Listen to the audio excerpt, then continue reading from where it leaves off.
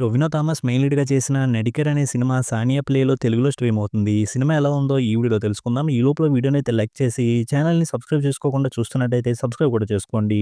ఈ సినిమానంతా చూసిన తర్వాత నాకైతే సినిమాలో పెద్దగా ఏం లేదనిపించింది. ఈ సినిమాలో కనిపించిన కొంచెం ఏంటంటే, ఈ సినిమాలో హీరో సినిమాలో యాక్ట్ చేసి పెద్ద హీరో అవుతాడు. ఇంక తర్వాత అతనికొచ్చిన అహం, పొగరుతో యాక్టింగ్ కనిపించకుండా పోతది. మళ్ళీ యాక్టింగ్ రావడం కోసం ఒక అతన్ని తన దగ్గర పెట్టుకుంటాడు. ఫైనల్‌గా అతనికి యాక్టింగ్ వచ్చిందా లేదా అనేది సినిమా. కొంచెం దీనికి దగ్గరగా అనిపించే లైన్‌తో తెలుగులో 'నానా రోహిత్' మెయిన్ లీడ్‌గా చేసిన 'కథలో రాజకుమారి' సినిమా ఉంటుంది. ఆ సినిమాలో కూడా 'నానా రోహిత్' సీరియస్‌గా ఉంటే, అతను మళ్ళీ నార్మల్ అవ్వాలనుకుంటే అతనికి చిన్నప్పటి నుంచి ఎవరి మీదో ఫ్రస్ట్రేషన్ ఉంది. ఆ ఫ్రస్ట్రేషన్ తీసుకొనొస్తే నార్మల్ అవుతాడని చెప్తారు. అలా వెళ్ళిన హీరో నార్మల్ అయ్యాడా లేదా అన్నట్టుగా ఆ సినిమా ఉంటుంది. ఆ సినిమా ఫ్లాప్ అయినా సరే, ఆ సినిమాలో ఈ పాయింట్‌కి సంబంధించిన సీన్స్‌ని, హీరో క్యారెక్టర్‌లో వచ్చే మార్పుల్ని, ఎమోషన్స్‌ని బానే చూపించారు.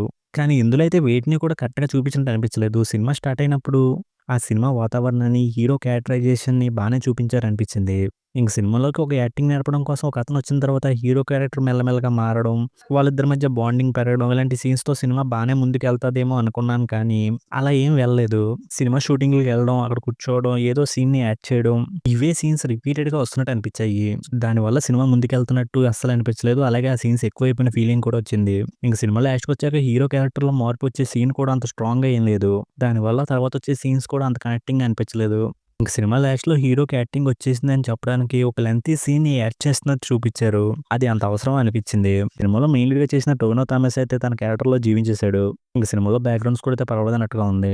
ఫైనల్‌గా ఈ సినిమాలో అయితే ఒక హీరో ఒక సెట్‌కెళ్ళి ఆ సెట్‌లో ఒక సీన్‌ని యాక్ట్ చేస్తున్నట్టు చూపించడమే ఎక్కువైపోయింది. దానివల్ల ఈ సినిమా అయితే నాకు బాగా అనిపించలేదు. ఇక ఈ సినిమాకి నేనిస్తున్న రేటింగ్ అయితే 1.5 ఔట్ ఆఫ్ 5. ఇక వీడియోని క్లోజ్ చేసే ముందు వీడియోని లైక్ చేసి ఛానెల్‌ని సబ్స్క్రైబ్ చేసుకోకుండా చూస్తున్నట్టయితే సబ్స్క్రైబ్ కూడా చేసుకోండి.